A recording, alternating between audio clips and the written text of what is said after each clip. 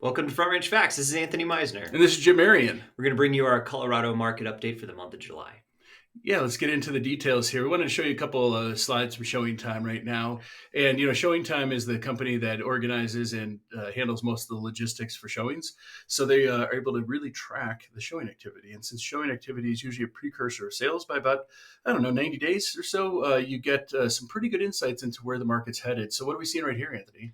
Well, nationally, things look pretty good, right? I mean, we Mm-hmm. have a lot of showing traffic, but in our Western region here, we're almost half. Yeah. I mean, obviously we felt the slowdown, midway through last year, and you can really see it fall off on that graph, but it fell off mostly nationally too, right? But we just haven't really recovered too much. And I think it's important to see that because the US economy is kind of tracking differently than our region and our area.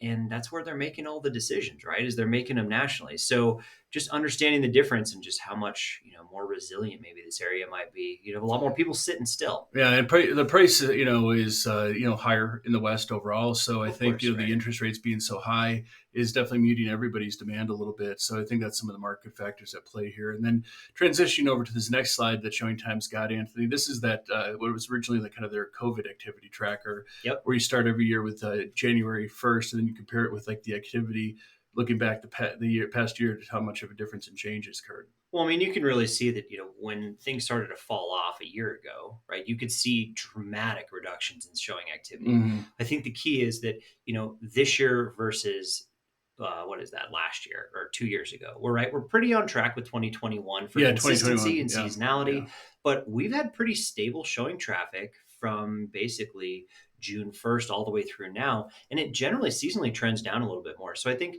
you've got a consistent pool of people buying and they're consistently getting back in the market, but it's slow, right? It's Mm-hmm. just a muted response from where we were before. Obviously, we're nowhere near those peaks in the pandemic, but I think the nice thing is we're definitely not in the valley we were a year ago. So I think Yeah, starting to see that transition has been really helpful. I think you raise a good point too. Like, just looking at kind of what last year was, a lot of people were full blown. Hey, I'm having a really good summer vacation. I'm going out of town for extra long because we haven't done anything in years because of the pandemic. And so we did see a pretty good drop off in that summer activity in some ways. And now it seems like there's a little bit less this year. Maybe people have blown all their extra money. The interest rates are high. They're staying home a little bit more. Yeah, So maybe they're they took their credit focused on card home buying. vacations earlier this year and now they're time to go buy a new house and pay those credit cards off. Yeah, and so then this is kind of the overview of the single family market.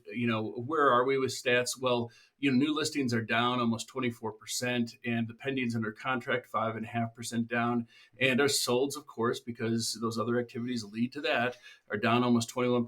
Right, Anthony? Yeah, absolutely. The nice thing is we just did our national update a little while ago, and that national update showed a bigger drop in sales than what we have here locally. So we still have a more vibrant, situation than they do nationally. The average sales price is flat this month, Mm-hmm. year over year. It's nice to finally see some of those stabilize out a little bit.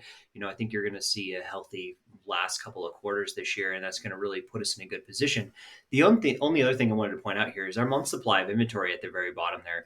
2.3 months of inventory statewide. It's up only 21% from this time last year, Mm-hmm. but the actual units of inventory is down by 10%. So Yeah. we actually have less inventory on the market. We just have less buyers out there. So Mm-hmm. it's going to take a little bit longer for them to sell, but it's still a very strong seller's market. Yeah, and compared to the national market where there's 3 months of inventory, we're at 2.3. So we just have a very tight inventory market here locally. Townhouse condo is not even remotely the same. I shouldn't say that. It's had some more extreme changes, Yeah. right? You look at that month supply of inventory, it's very in line with where detached is, but it had a lot longer to go. Mm-hmm. We have a 40% increase in month supply, but active units are just a little bit up. So I think that's good. The big difference, though, is that average sales price is down 8% in the townhouse condo Mm-hmm. markets. And, pending under contracts are pretty well flat from this time last year. Yeah, usually you have more price sensitivity in the townhome and condo market. You do. And usually that's why they say, condos are, a really good barometer for when a market shifts because that's when demand usually drops in condos as first before it spreads to townhomes and to single family. Yeah, and I think in Colorado specifically, you're actually seeing people move into more of those attached markets when they're getting pressed for price. Mm-hmm. So that's why you're not seeing this just fall off a cliff like you did in some of the markets in detached. I mean, specifically in Boulder County, we actually had an increase in townhouse condo sales for a while Mm-hmm. because the cost of money was so high that people might be moving back to the more urban areas rather than that suburban sprawl that they were doing during the pandemic. You have a really big shift of people's mindset and behavior again. So And only 2 months of inventory too, so very very tight supply for sure. absolutely. Yeah. All right, so let's go to the next one. Let's take a look at this. Pendings and under contracts. I love this chart because I really like to see the historical data, Hmm. right? Hmm. I mean, our under contracts are absolutely muted this year. We're at the peak of the market for the year in that, May, June timeframe where that's kind of the top of those hills. Well, nationally, we saw about a million units less for the year than we were, pre-pandemic levels. Here we are in Colorado where we've really seen that, shift as well. That 20% drop may have been off of last year, but it's really put us below what we've seen for the last decade. Yeah, yeah, and we've got basically year to date for single family pendings and under contracts is down about 14,000 total. So that's a And that's pretty a good lot. amount, for sure. And so we're just continuing to see those effects of the high interest rates kind of muting every activity on the market, and so it's impacting average sale price a little bit too, Anthony, isn't it? Yeah, it's definitely affected our average sales price quite a bit. We chased prices down from about June last year all the way through at least January this year. We've seen some substantial increases in the average sales price of single family homes. Now, it looks like on a state level, those townhouse condos have really stayed stagnant, right? They haven't been increasing at those same rates. With that spread getting bigger and bigger again, though, you would expect them to kind of turn a corner here at some point. I mean, they're not going to continue to drop while detached single family homes continue to rise in price. So I think that the spread between the two got really exaggerated during COVID. You're going to see them start to come back together at some point. In a lot of the local markets, you've already seen that start to happen. So statewide, it's bound to catch up to the way that the rest of the front range is doing. Yeah. Okay. And then looking over at percent of list price received, we're talking just a matter of a few points up or down. Typically, most times, it's not as dramatic or as fun as like the 108% over asking price we were seeing I a wouldn't year and call a that half fun. ago. Yeah, no, it's still, Chaotic. yeah. Unicorns and chaos, right? Exactly, exactly. So, Anthony, where are we at right now? That is about what, like 1% off of list price or so? Yeah, I mean, Roughly. we're basically at 100% listed sale price. And that being said, this is the peak of the year. So we usually, over the course of the last decade, we were a little bit above that at the peak of the market. Expect that this is the top of that seasonality range, though. So you're going to start to see a trend down for the rest of the year. But when I say trend down, I don't mean like, you're going to start taking discounts, Yeah. right? We're talking, 99%, 99.5%. It takes a long time. And then all the way through that January, December timeline where we see the bottom of the saddle, and there's usually not that big of a shift. And I think the one thing to point out to people is, this is a little bit of a deceptive statistic because this doesn't take into account if somebody has improved their price, right? So Doesn't take into account seller concessions either. correct. Yeah. That's a So good that is point. a little Yeah. bit deceiving, but it does tell us that we got out of the extreme, those chaotic markets. We're returning to more normalized seasonality, and I think that's a really big important part as a buyer or seller is you just got to remember, what was real estate like when you bought your house a decade ago, Yeah. right? It might feel more like that.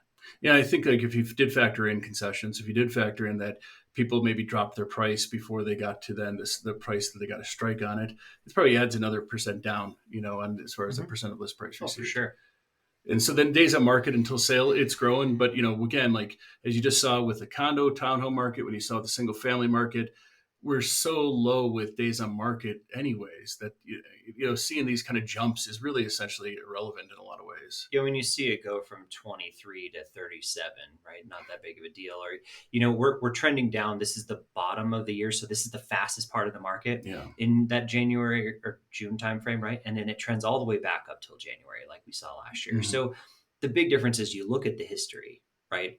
We are in a very fast market. Yeah. So I think it's important to know that, right? If you're out there shopping, you do have to act fast. There may not be a lot of buyers, but the people out there shopping are serious. So Yeah. you don't have to go out first weekend and put something under contract, but if there definitely will be stuff sitting on the market, so you can negotiate that way. But there's just a lot going on. The nuances are really important to understand. And it's just going to continue to be fast if we have no inventory, right? Yeah. Low inventory means faster paced markets, no matter how many buyers are out there.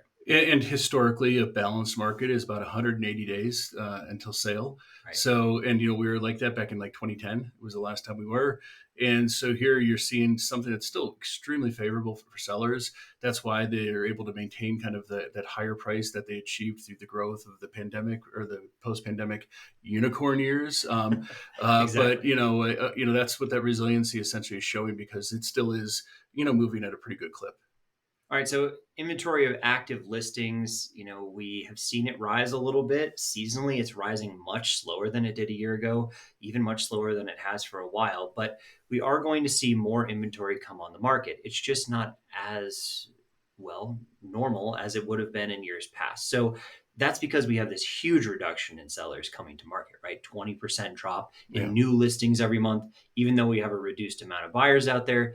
Sellers just are also kind of sitting on their hands a little bit because they got those golden handcuffs with the interest rates. Yes, they do. Yes, they do. Well, thanks very much for joining us again. I'm Jim Marion, realtor here at Coldwell Banker. You can always give me a call at 303-548-0243, or you can shoot me an email to jim@ourcoloradohomes.com. I'm Anthony Meisner with Land Title. You can always get a hold of me as well, 303-968-9868 or ameisner@ltgc.com.